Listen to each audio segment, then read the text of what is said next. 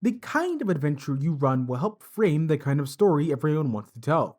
While we all want to create an awesome story together, you can't do that until you do a bit of prep work, even a little bit. So, this gives us some questions to ask. What kind of adventure should GMs run in your game?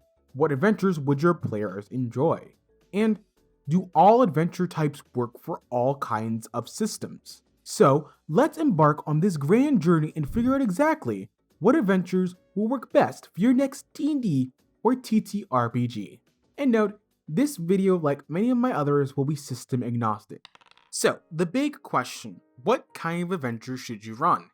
And the simple answer, it depends on what everyone wants and what you want. For example, does your GM want to run a mega dungeon with loads of traps and puzzles? Do the players want to run around the world and collect 4 totally not MacGuffins to save the world? Are each of your players on an episodic quest or a personal journey? Or are your players escaping from prison after wrongfully being thrown in there? So, instead ask your players questions like this.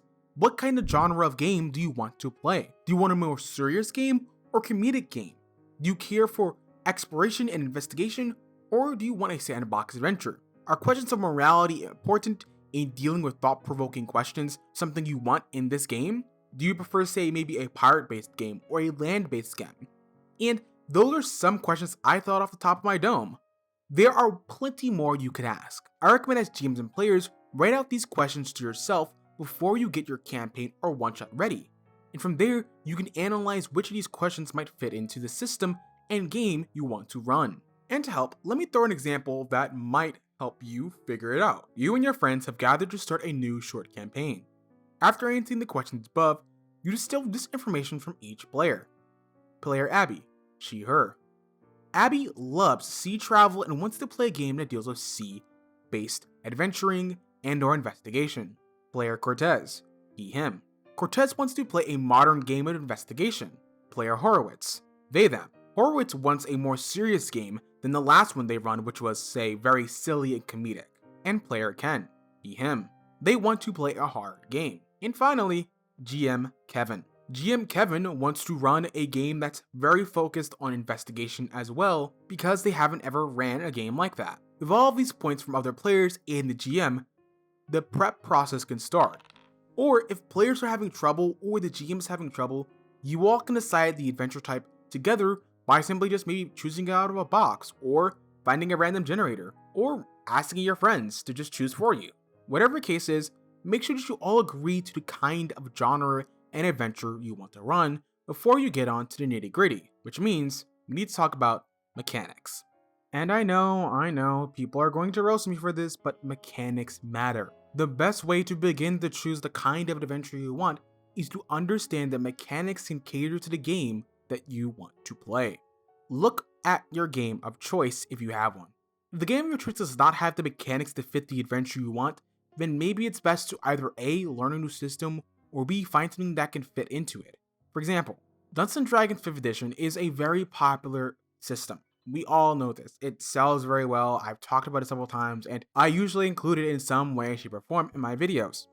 However, if you look through D&D's player handbook, game master guide, and monster manual, much of the mechanics revolve around combat. They revolve around spells, combat, and resource management, especially related to that. So, if you're trying to, say, run an investigative horror game with focus on survival, then you're going to need to cater your game to be very specific to that and homebrew a lot of material. Whereas playing, say, a game such as Call of Cthulhu won't require as much homebrewing because Call of Cthulhu is made for investigative horror. In fact, let's look at the example for the motley crew that I've just talked about earlier. The decision from Abby, Cortez, Horowitz, and Ken would lean to playing maybe a horror investigative game like Call of Cthulhu, or a system generic game that might be able to be fit in there. But trying to fit this into D&D 5e is going to be more difficult, because while 5e is not a modern setting, and doesn't really have a lot of mechanics for horror, and while I know some books do include sanity rules and whatnot,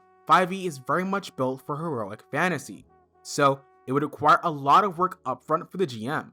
so recommend saving yourself energy and running it within a system that works best for your tables. Of course, you have to decide that. While I do believe firmly that mechanics do determine the kind of adventures you can run, you can indeed put in extra work. Once you've chosen the adventure type as well as the system and mechanics for the game you want to run, next you need to get some inspiration. The best way to do this is to look at one-shots and campaigns across the internet. Maybe look at Discord pages, Reddit threads, and Googling and researching elsewhere. Back to the example. The crew wants to run a seafaring horror adventure in a modern setting. The main focus is investigating the unknown horrors of the world, especially at sea. So ask around, what one-shots or modules exist that I could take inspiration or run from my table? This will take some time, so to save yourself time and energy, definitely use other people's materials for inspiration. And give credit, obviously. There are a plethora of modules, one-shots, and settings available on itch.io, DriveThruRPG, and on forums and across the internet. Find something relevant for your table and proceed from there. Also, there are some general adventure types that you could find on the internet, as listed here, but you might still be struggling to find the right system. Fortunately, I have 2 videos talking about 2 different systems that both have system generic versions. First, Chaosium's basic role-playing system, and secondly, Genesis. So if you're looking for a new, generic system to run for your next TTRPG session, check these 2 videos over here. And as always, I'm your average, everyday queer host, Blurty Disposition, and hope you all an awesome day.